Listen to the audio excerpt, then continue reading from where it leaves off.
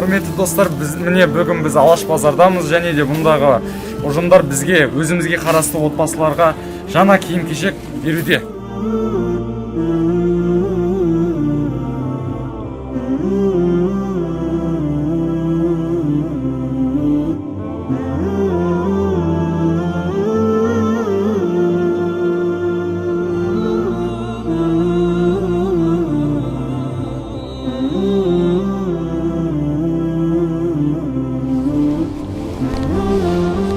Бүгін біз киім-кешек жобасы аясында Алаш базарына агитациялық жұмыс жүргізуге барған болатынбыз.